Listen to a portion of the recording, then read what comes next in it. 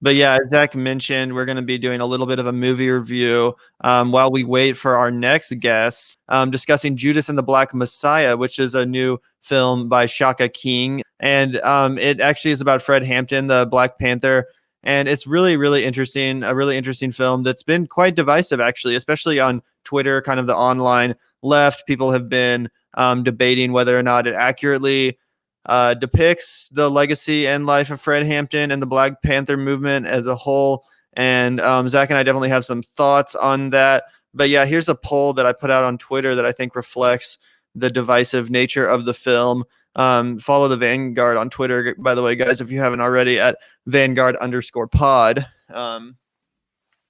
But yeah, I put out this poll asking, is Judas and the Black Messiah amazing, just decent, or whitewashed garbage? And got pretty mixed results, seemingly totally mixed. You know, people are just totally divided on how they feel about this film, which is interesting because I actually really thought it was just a quality movie overall. But I'm also not like a historian. I'm not like a biographer of Fred Hampton or whatever. So there might have been, some historical inaccuracies that maybe irked some viewers. I'm not sure. I'll be interested to see what Zach has to say about that. Are you back, Zach? Yeah, I'm back. And I think that, again, obviously, we're not historians. We're just two fucking podcasters. So we don't, I know what I do know about Fred Hampton. I knew about COINTELPRO. I knew about his role with Bobby Seale in the Chicago 7 trial back when it was the, Chicago 8. That was obviously because he was the head of the Chicago chapter or the chairman, sorry. Obviously that occurred in Chicago. For anybody who hasn't, checked out, Gavin and I did a whole podcast on the trial of the Chicago 7, which some people hated. As a studio film, I thought it was about as good as we were going to get as far as Trial of Chicago 7 went. And I felt like I actually I may have even liked this movie better than I liked Trial of the Chicago 7. Yeah, it was definitely more radical in my view. Yeah, I think it was more radical. And that's actually something that I wanted to start off by saying, which is that I really don't understand the complaint that this movie is like a whitewashing or kind of a more like centrist-y view of Fred Hampton and the Black Panthers, because it's pretty explicitly obvious the fact that Hampton had, very anti-capitalist views. He quotes Mao in like the first 20 minutes of the movie, which is definitely bold for a studio film. And I'm reminded of Alan Moore, who famously despised the studio Warner Brothers film of V for Vendetta, saying that they never even used the word anarchism once. But you definitely couldn't levy a charge like that at this film because, like I said, it's very explicit in the fact that Fred Hampton had socialist and communist ideas and, who he was inspired by. And the fact that capitalism was, one of the main enemies that were identified by the revolutionary Black Panthers. And that's something that's not talked about enough. And also capitalism is in a way the main evil in the film, right? Because what else, what's the real cause of why, why the informant LaKeith Stanfield's character, oh gosh, what was his name? His name is Bill O'Neill. Bill O'Neill, yeah. Yeah. He was getting money. He was getting fancy dinners, right? You could see him, like, it was obviously showing, like, how ravenously he was eating his food when he was at the dinner towards the beginning, right? But at the end of the day, right, capitalism is empty, right? Like, he was doing all of this to preserve himself while Fred Hampton was a living, breathing example. Like, it's a crime that we're not taught about Fred Hampton in school because he's a living folk hero.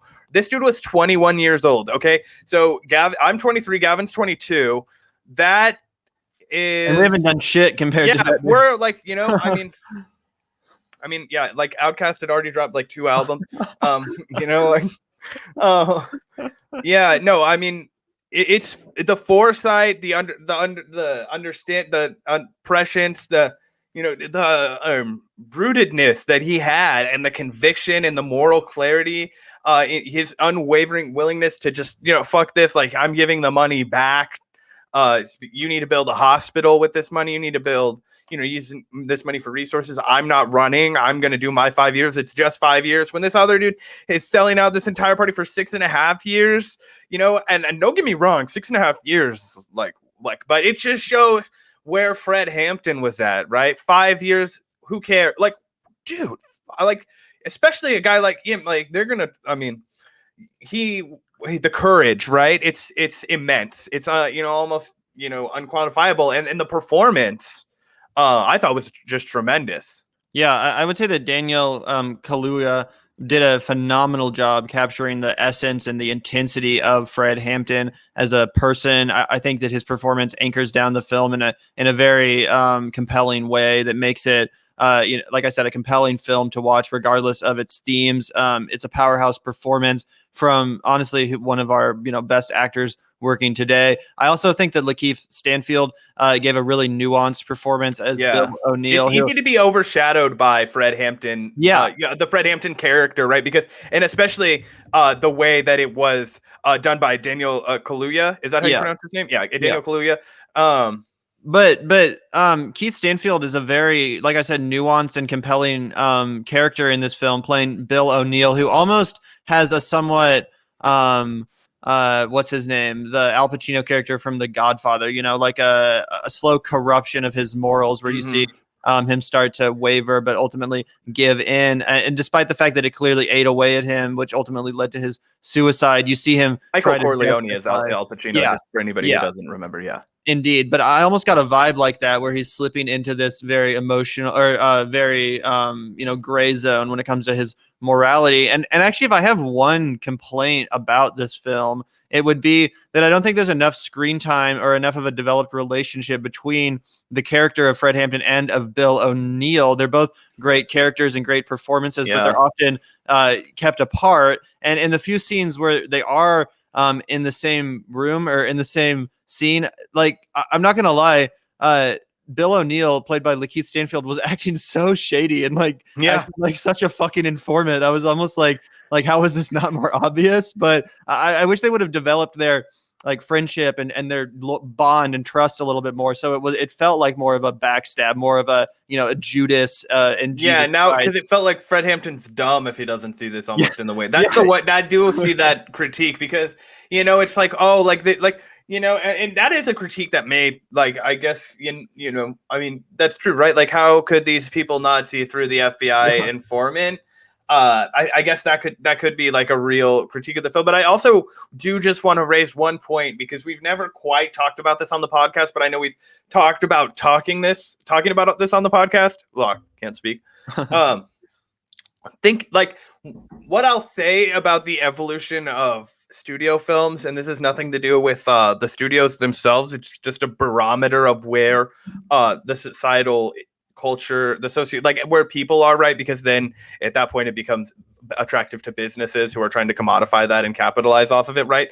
So this is not virtuous of whoever made this fucking film to have the courage now to 50 years later talk about the assassination of Fred Hampton. But it is an interesting, how explicit it was, how obvious it was that the government was corrupt, that J. Edgar Hoover was a fucking psychopath, that the U.S. government was completely hell-bent on bringing down the Black Panther movement, and it shows how far we've come when you look at a once beloved film. Finally, people are starting to put it in the garbage can where it belongs.